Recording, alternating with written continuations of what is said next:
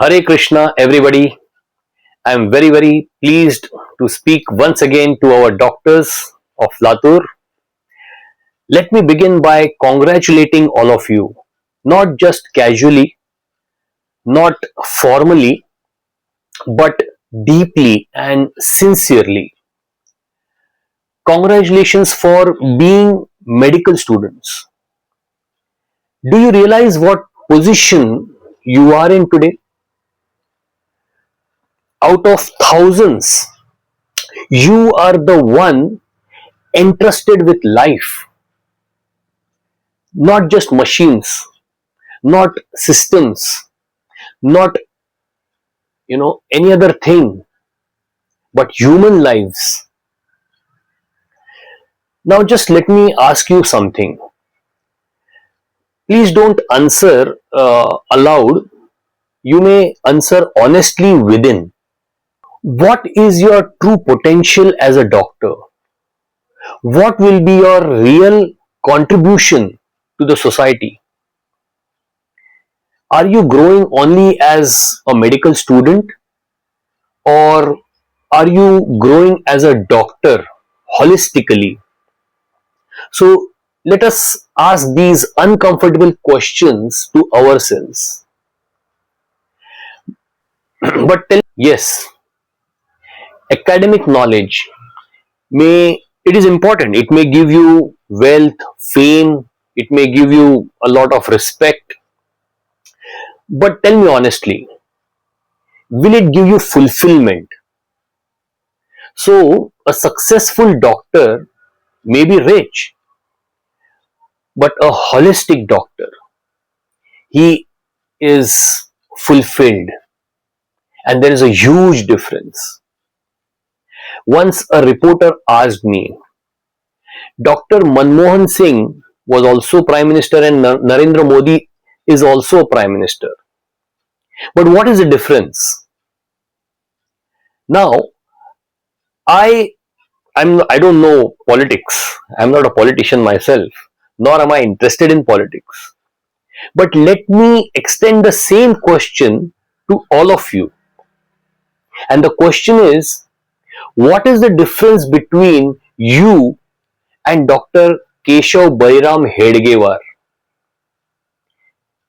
I hope all of you know who is Dr. Keshav Bairam Hedgewar. So what is the difference between a degree and a destiny? That is the question. It is not intelligence. It is not education. It is prepared consciousness. Let me say this very clearly. A doctor's profession is as noble, it is as challenging as a soldier's life. There is no difference in the gravity of the service between the two. A soldier who is posted at the LOC, the line of control, and a doctor who is posted in the ward of a hospital. Why? Because both of them, a soldier and a doctor, they both deal with life and death situation. They both deal with irreversible consequences. So a soldier who chooses his profession only out of adventure, excitement, without having a well prepared mind and consciousness, he will repent later. If he comes to the LOC and if he is given a rifle और इसको एक bullet मारूंगा उस तरफ तो क्या होने वाला है, कुछ नहीं, मार के देखो. And once he shoots a bullet and then thousands of rounds coming towards on his way, a soldier may get bewildered. Similarly, a doctor who enters medicine without preparing his mind, without preparing his consciousness, his attitude, his values, if they are not aligned with the profession, then he will struggle. Not with the patient, He will struggle within himself. So, therefore, ask yourself, have I prepared my mind? Have I prepared my consciousness? Have I prepared my attitude? So, or it's just only by knowledge and skills I've become a doctor. A doctor is a natural leader, whether you like it or not. Society looks up to you as a doctor. You are expected to be humble, you are expected to be simple, you are expected to be honest, tolerant, equanimous, full of integrity. A doctor is not just a professional, he is a role model of citizenship. So, what is the reality, the ground reality of a doctor in his real life? Every doctor, every day, deals with people who are in pain, who are fearful, who doesn't like to come to his workplace, a hospital, a clinic. Hmm? They are full of complaints, they are impatient, and they complain unjustifiably, isn't it? And they cannot tolerate mistakes that you do. So you have to be perfect. And then comes the relatives. They are over enthusiastic. They are emotional, and they are sometimes influential. So they can give you a lot of pain when they misunderstand things, when they misunderstand you, when they misunderstand the procedures that you are doing, and they can really put you into thick shit. So this is not theory, this is the daily life of a doctor. So, and the pressure doesn't end there. A doctor is a student till the last breath of his life. We know that the science is ever evolving. Science is the technology is it is always upgrading, and knowledge expires. So you must continuously learn, you must continuously have research, you must be updated with the latest knowledge. And where is the time, where is the energy? So these are the challenges of a doctor, and that is not it. Then comes the family. Marriage doesn't double responsibility, it multiplies.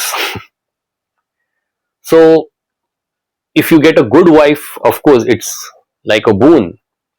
But then still, you are now a responsible person. You are responsible for the emotional health of your family, for the emotional health of your spouse, of your children.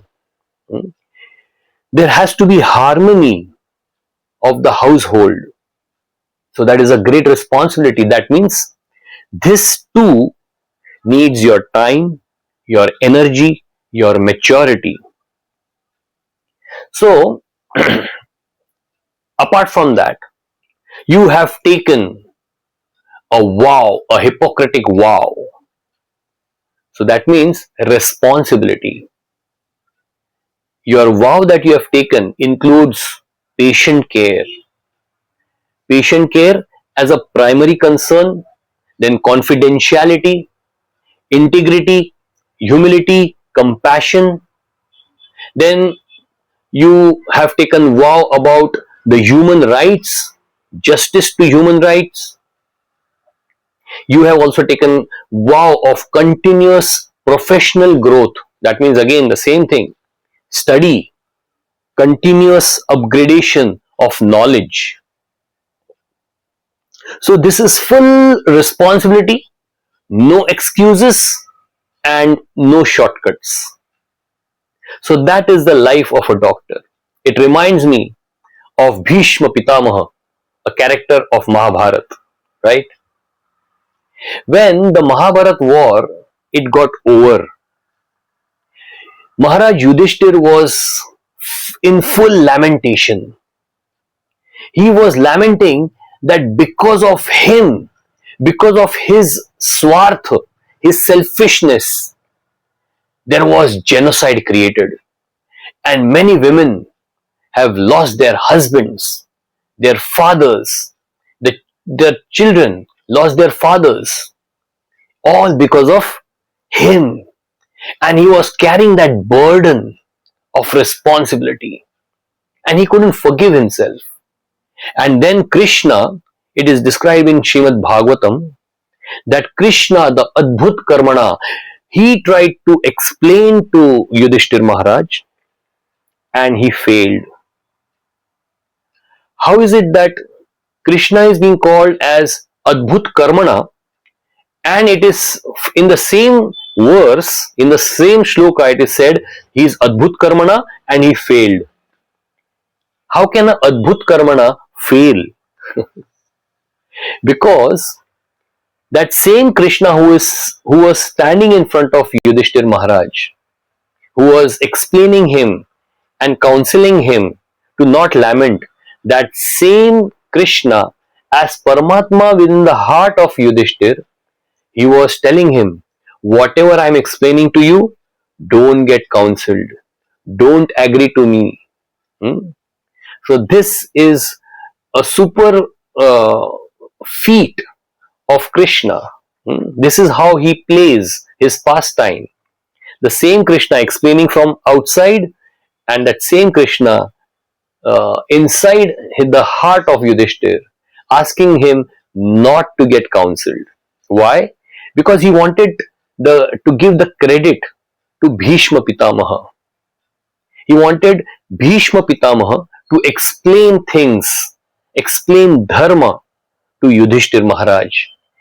And when Bhishma explains dharma to Yudhishthir Maharaj, he gets completely pacified. So why did Krishna want to glorify Bhishma Pitamaha? Because of his qualities. Bhishma Pitamaha also was a great soldier, and not only a soldier with great tactics and great chivalry and great skills of warfare, but he had a great consciousness. That was Bhishma Pitama. He was Ganga Putra Bhishma himself. He was the son of Mother Ganga. Not only that, he was a brahmachari. Right from birth till his death, he had followed celibacy. In fact, neither Duryodhan nor Yudhishthir, if anyone was qualified to become the Samrat of the entire planet Earth, it was Bhishma Pitamaha. But he kept aside all the facilities and he was only focusing on what was his responsibility, what is his kartavya. So that is Bhishma Pitamaha.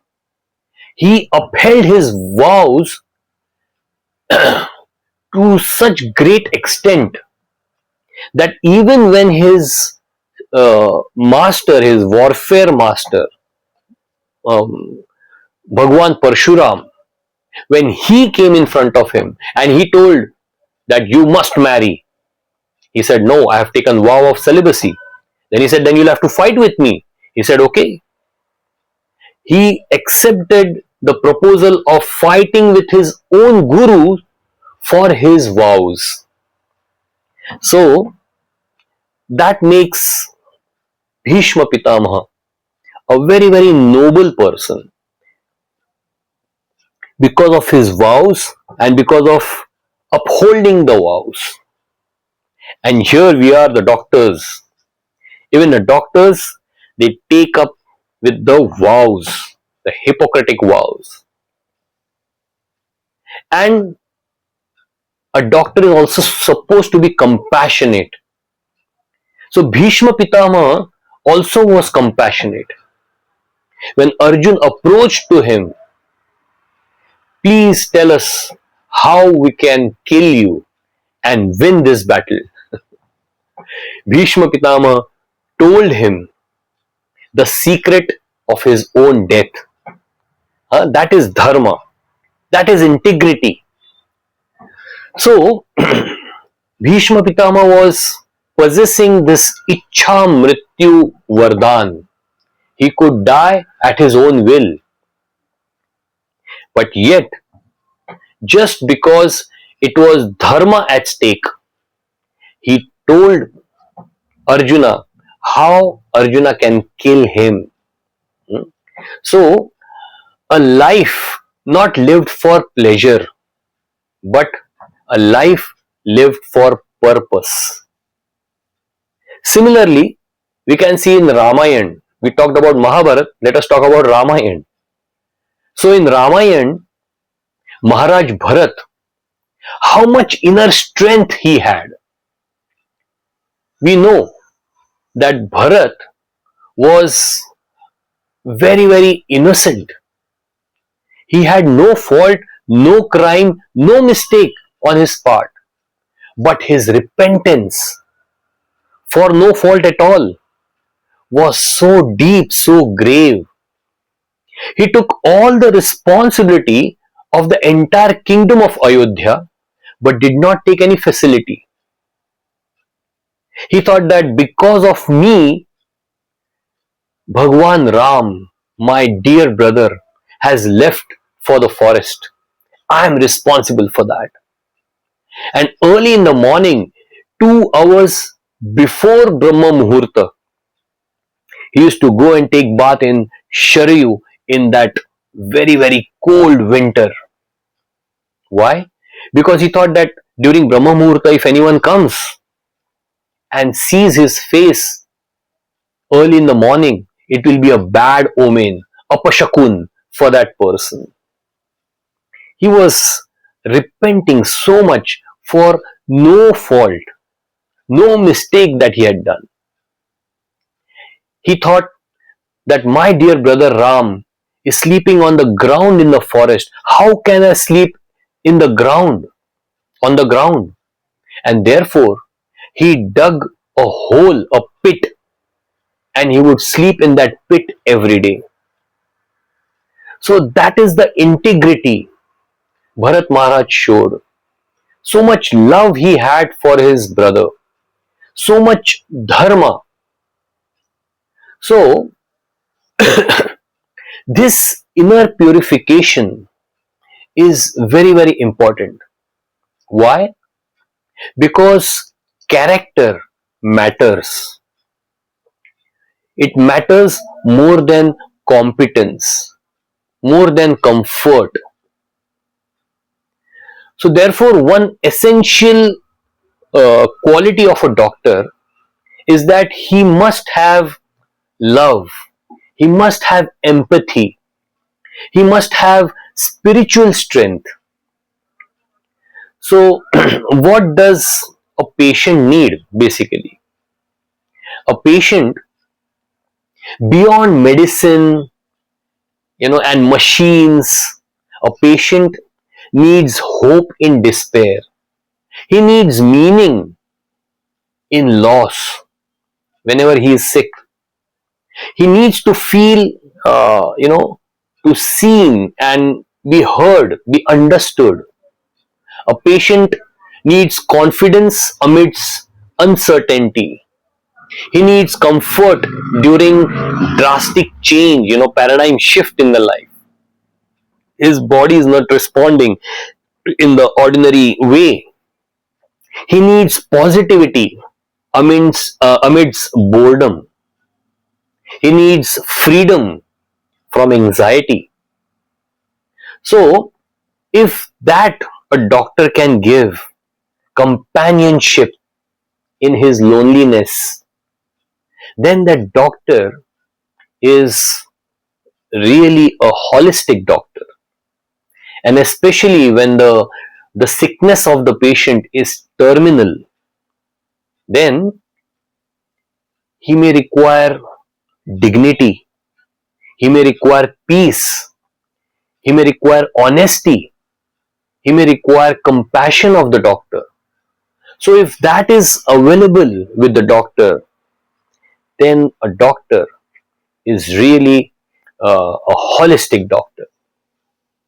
So he must be able to give physical care, mental care, and spiritual care. So, spiritual care, what are the lessons for the doctor? Let me briefly talk about spiritual care for doctors. The first spiritual care that a doctor can give to the patient is what I am doing right now: smile. So, smile says that you matter. That is very, very important. Then comes etiquettes.